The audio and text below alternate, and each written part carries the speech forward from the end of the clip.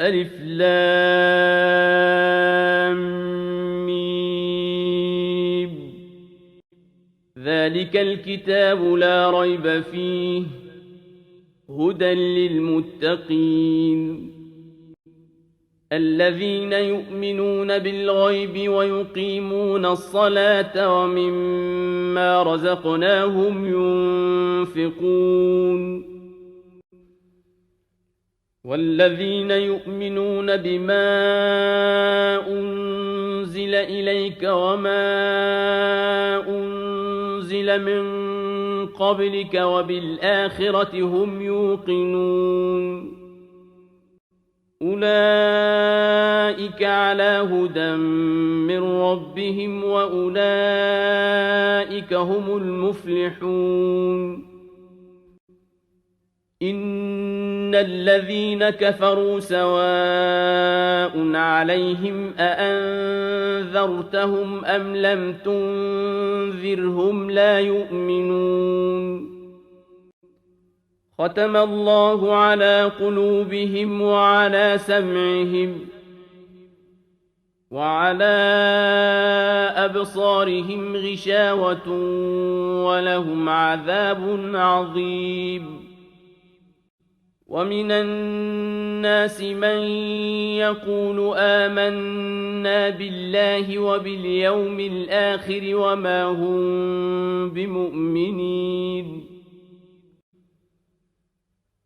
يخادعون الله والذين آمنوا وما يخدعون إلا أنفسهم وما يشعرون في قلوبهم مرض فزادهم الله مرضا ولهم عذاب أليم بما كانوا يكذبون وإذا قيل لهم لا تفسدوا في الأرض قالوا إنما نحن مصلحون ألا إنهم هم المفسدون ولكن لا يشعرون وإذا قيل لهم آمنوا كما آمن الناس قالوا أنؤمن كما آمن السفهاء ألا إنهم هم السفهاء ولكن لا يعلمون وإذا لقوا الذين آمنوا قالوا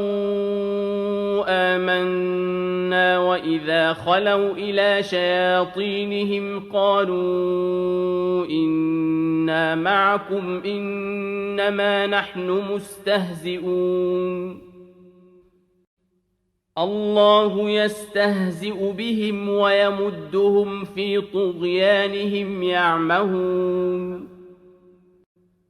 أولئك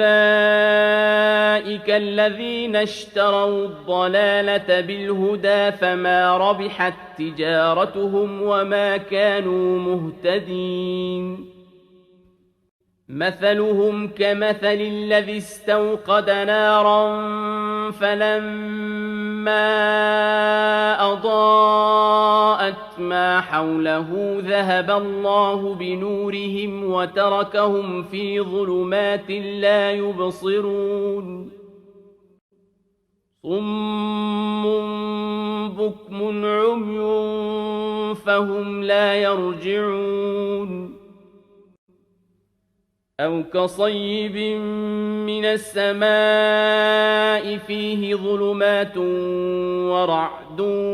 وبرق يجعلون أصابعهم في آذانهم من الصواعق حذر الموت والله محيط بالكافرين